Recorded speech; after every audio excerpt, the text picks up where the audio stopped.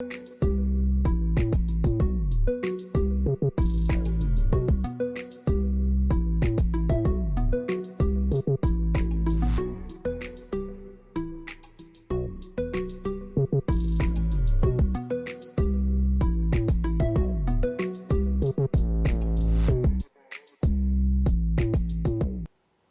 Friday, January 4, 2019. Here's what's making the news today. The APNU-AFC coalition government heads to court after Speaker of the House, Dr. Barton Scotland's ruling that the courts should make the final determination on the December 21, 2018 vote. Attorney General and Minister of Legal Affairs Basil Williams spoke to the media following the ruling on Thursday. Felicia Valenzuela has that report. Attorney General and Minister of Legal Affairs Basil Williams says the government has already moved to the High Court to file its case in relation to the December 21st vote in the National Assembly. Speaking to the media following Thursday's ruling by Speaker Dr. Barton Scotland, Williams said the matter will be taken to the court for final solution. We're going to file several actions. The first one is the Charandas disqualification. That will be filed between now and in the morning by Mr. McKay. And the other limb will be filed shortly after. What is the other limb? That the majority was not obtained, the requisite majority within Article 166, so the Constitution was breached. Speaking to the time remaining for the election deadline, Williams says the status quo would have to be retained until the court sorts out the matter. In the meantime, he reiterates that the government is always open to talks with the opposition. Well, I think that the Speaker was very encouraging, that he felt the opportunity was there, as the President has said before, to engage in talks with the opposition. I keep saying that the time is really bright when you're on the cusp of transformation. You have plenty. So why continue combating when there's enough for everybody to go around? So let the talks go on. The President is to meet with the opposition leader on January 9th. Reporting for InfoHub, Felicia Valenzuela. The coalition government says it respects the Speaker's decision on the December 21, 2018 vote and will also respect that of the Court of Law. More in this report.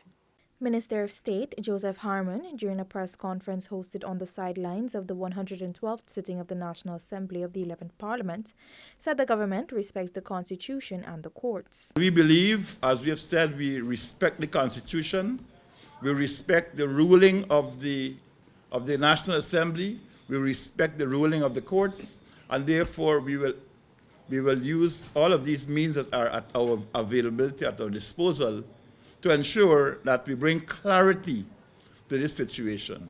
Prime Minister and Leader of Government's Business in the House, Moses Nagamootoo, said the decision by the Speaker, Dr. Barton Scotland, has opened the door for a judicial challenge to the December 21, 2018 vote. He deemed this decision as a mature, wise and elevated one by the Speaker. The Speaker has clearly stated that there are some very strong and compelling arguments based on legal practices and precedent in other jurisdictions, other countries, that would require that this matter of the vote be examined by what he described as a court of competent jurisdiction. In other words, one of our courts must decide whether the number of votes cast for the respective side in that episode meets the requirement of the Constitution. It was emphasized that there will never be a resignation of the coalition government with reference Article 106(7) of the Constitution.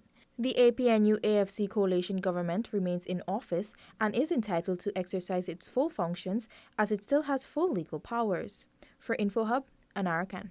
Prime Minister Moses Nagamootoo earlier this afternoon clarified Thursday's proceedings of the National Assembly and the Speaker's statement. Here's more. Following the coalition government's request to have the December 21, 2018 vote reviewed, Speaker of the National Assembly, Dr. Barton Scotland, recommended that it be moved to the courts for further deliberation. While appearing on a program hosted by the National Communications Network, Prime Minister Moses Nagamootoo sought to clarify the Speaker's ruling. The Speaker is saying that he has consulted authorities, legal opinions, etc., and he has gathered some information, and the information is telling him that there is some doubt as to whether the motion was passed properly. That is the motion of no confidence. The Prime Minister further explained that while the Speaker of the National Assembly has the power to revisit, review, and rescind the motion, he would rather it be put before the courts for various reasons.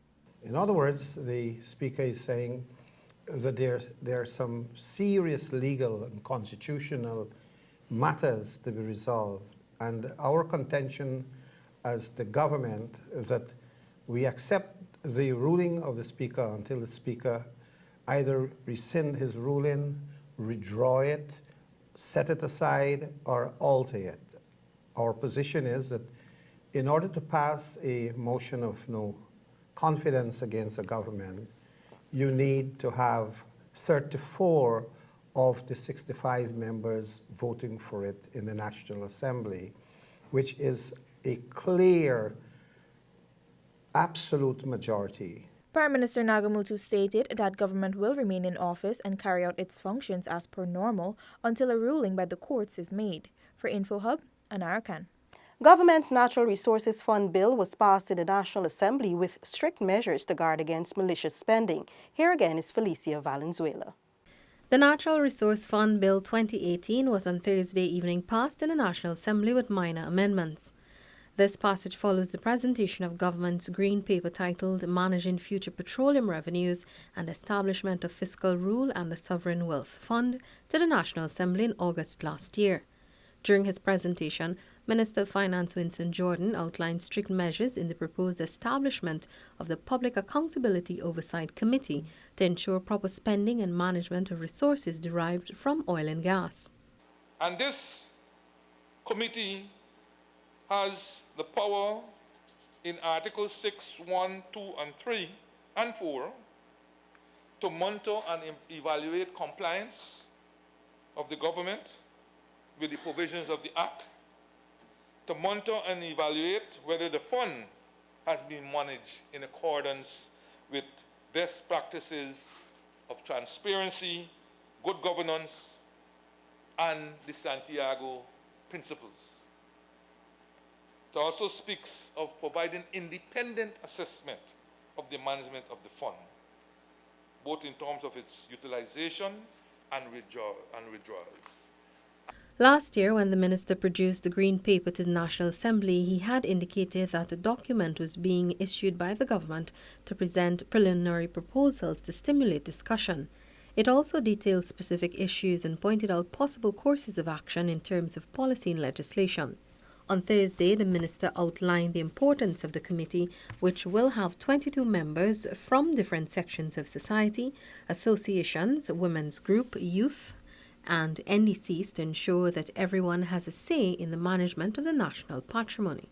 That is to ensure that every geographic region in this country has a representative, a peeping eye over those funds, so they will be represented on the committee. However, even as government focuses on development of its new natural resource, the minister says measures will also be put in place to protect the non-oil sector. Reporting for InfoHub, Felicia Valenzuela. Newly sworn-in Member of Parliament Barbara Patricia Pilgrim said her main goal is to ensure all Guyanese benefit from equal opportunities, in keeping with the government's commitment of the good life. Details in this report. I've always been a member of the People's National Congress and not a backbench member, a very active member. In Region 6, I try to bring people together. That is what I plan to do, so that we could move Guyana forward. Everyone must benefit. That's what I'm working to, sort of unifying everybody. Because this is Guyana, we all belongs to here. And we all need to benefit from whatever resources there are. The MP said that Region 6 is widely known for agriculture, hence moving forward she intends to pursue intensified improvements. Emphasis, she said, will be placed on roads, farming and livestock rearing among other development activities. Neola Diman, InfoHub. Still to come, nurses and midwives bill passed in the National Assembly, and Minister Alcock says no disruption to Hinterland 2019 work program. Stay with us. Staying on treatment for HIV can lead to a normal, healthy life. Remain on treatment once you've started. Don't share or use someone else's pills. Staying on your medication not only helps to improve your quality of life, but decreases the risk of HIV transmission to others. A message from USAID, PEPFAR, Advancing Partners and Communities Guyana, NAPS, and the Ministry of Public Health. Minister of Indigenous Peoples Affairs Sidney Alcock is calling on the public, especially in the hinterland areas, to report cases of domestic abuse. Minister Alcock was responding to the recent murder of Tushao Solomon Lewis of Kurutuku Village, Region 7. Tushao Lewis was intervening in a domestic violence issue involving his daughter when he met his demise.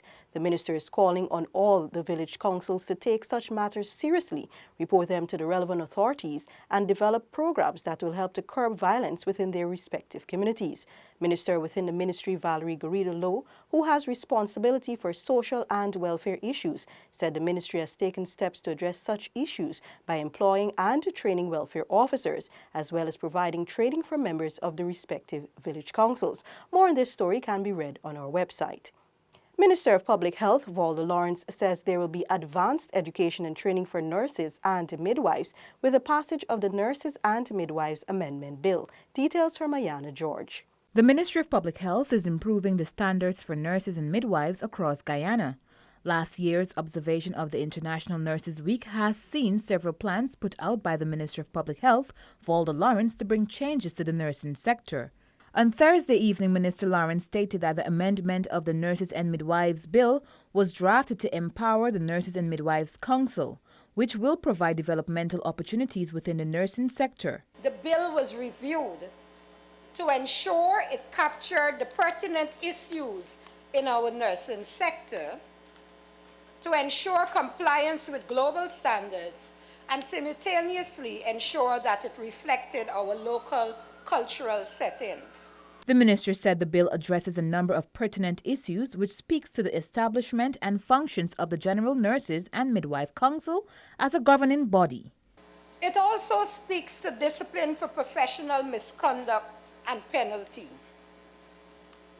Mr. Speaker, the purpose of this bill is to empower the Nurses and Midwives Council to enroll, register, certify and license nursing personnel, and among other things, to establish global standards for education, training, conduct and performance of nursing personnel.